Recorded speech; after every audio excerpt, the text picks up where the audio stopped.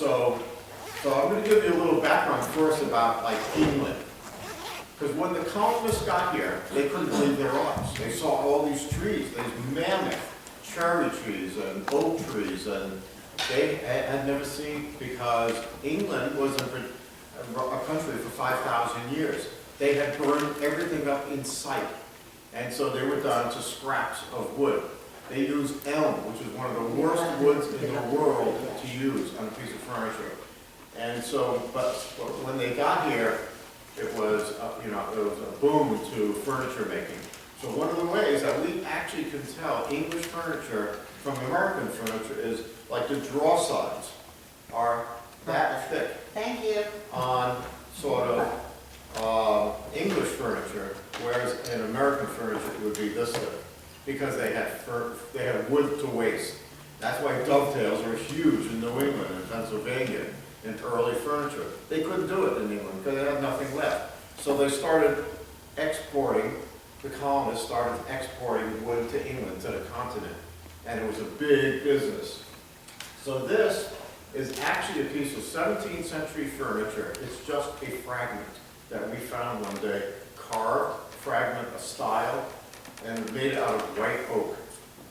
And so it's a really great example of using white oak. So one of the first, it's funny, one of the first woods that the colonists came and started making furniture was oak, because it was, it would last forever. It was like iron, but it was soft enough so that they could carve it. It wasn't petrified yet. And so there was a lot of very early furniture made out of white oak. That would be the first choice, and red oak is the second. I live in a 1725 house here in Colchester. It's the oldest house in Colchester. The entire house is made out of oak. The floorboards, the frame, everything. It's amazing. And I can't imagine what the house would weigh if you actually had it weighed, because it just is enormously, the beams, the carry beams, the summer beams, everything is white and red oak. And I think the colonists started using it here right away because that's what they were used to using in England.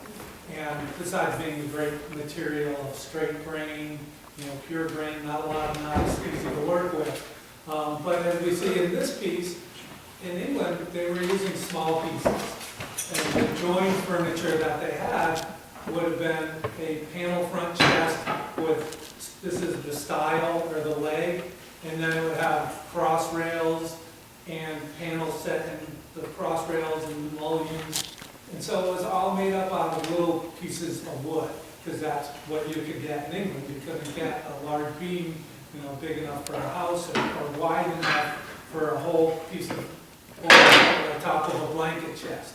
And so in England, you're more often to see a blanket chest, like what we're going to show you shortly, made out of oak that has a joined top as well, where in America we see the Hadley chest or the sunflower chest, some 17th century furniture, but it has a single board top of native wood.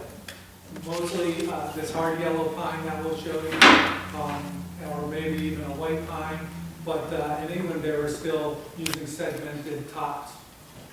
So this is a piece of oak. You see there's like these lines that are going through it. That's one of the things that we look for when we're identifying red oak and white oak. White oak tends to have more, and I was told years ago that these are actually cellulose pockets. And that's one of the things that we look for when we're identifying oak.